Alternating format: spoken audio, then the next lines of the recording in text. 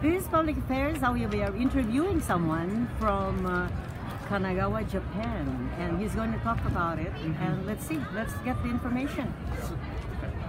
So, I work for the Maryland Kanagawa Sister State Committee. The two have been sister states since 1981. That's what this is. And what that means is there's a lot of government relations, and our office works to promote person-to-person links. That's what we're doing here at the festival. We're taking surveys to see if anyone has been to Kanagawa before and what would encourage them to go, and handing out various literature for tourism and for business. Kanagawa is the second largest prefecture in Japan. It's just due south of Tokyo. A lot of it is something of a bedroom community for the greater Tokyo area, but it also has a lot of local culture. For instance, there's Hakone, the biggest, most famous hot spring resort in the country, and Kamakura, which was the capital of the first shogunate 800 years ago, and is still filled with temples and shrines that the samurai put up. Tell us, are there any cultural exchanges or travel tours coming from Washington, D.C. going to Kanagawa? Direct? Coming from, I don't particularly know. We mostly run between Maryland and Kanagawa. So tell us about the route, for example. Well, for instance, we do a lot of exchange student programs. Yes. Just last month, we had a group of Japanese high schoolers from around Kanagawa come to Maryland. And what about vice versa? Yes, they do that as well, but that's a different time of year, owing to the differences of the... So what time of the year do the students from Kanagawa come to the U.S.? The students of Kanagawa came in March. I see. And from here, going to Kanagawa? Sure. Hello. This woman has a few questions. Do we send American students to Kanagawa in exchange? Yeah. What time of year do they go? When do American exchange students go to Kanagawa? Or, last month. In March, so they go at the same time. I see. When you mention about business, what possible business opportunities are there for people to go and explore in Kanagawa? Kanagawa is pushing high technology and life sciences very hard now. They're working to set up a kind of research corridor in the area to revitalize some places that have been hollowed out by deindustrialization. So we're pushing medical very hard, robotics, and it's also where Nissan is headquartered. So there's the Nissan Corporation and a bunch of its suppliers. What about in Maryland?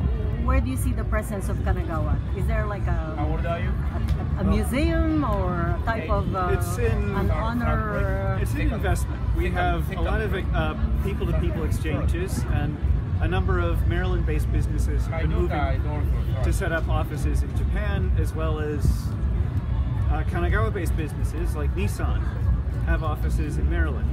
Oh, I see. So what was your experience like in Kanagawa? Have you been to Kanagawa? I have. My experience there was as a tourist. Yes.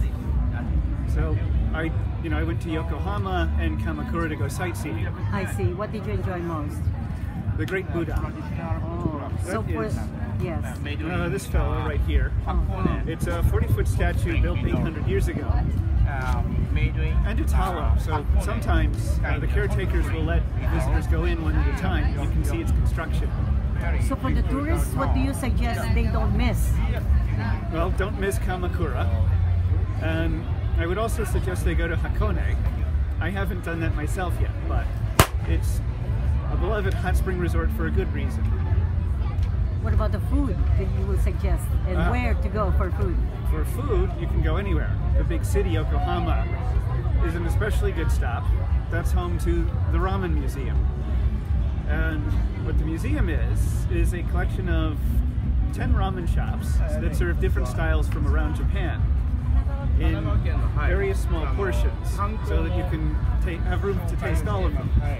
And the building is meant to be a recreation of an alley from the 1950s, to give you a sense of where the ramen culture came from. Now, for the future tourists, what would you say would be the estimate of how much can they spend per day? How much could be the budget, and how much would be the trip going to Kanagawa and back to the U.S.? I'll take this. Thank you. Thank you. You can spend as much as you want. The trip to and from the U.S. varies. That's not something the office covers. We don't promote any particular products. We're promoting the place itself. I see. All right. You know how it is. People would always want what would be the budget, you know, like when they go like per day. Like a student, if they want to go for tourism, how much would they have to spend per day, perhaps? That I'm not really sure of. It very much depends on what you're doing. So your office in Maryland could coordinate these people that would like to have future trips to Kanagawa? Well, no, not really. We don't. We're not a travel agency. We're a government office. But you would have some, you know, like referrals. No, you don't do that. Well, there's some information in our brochure here. Okay. That would be what we could do for people. Thank you so much for the information. Yeah, you're welcome. Oh, you say something in Japanese. Kikitai desu ka? What is that? Of course, what would you like to hear? Oh, yeah, give a message for them to go and visit Kanagawa. Yokoso Kanagawa. Ikitai onegaishimasu. What was that? Welcome to Kanagawa. Please visit us. Okay, thank you.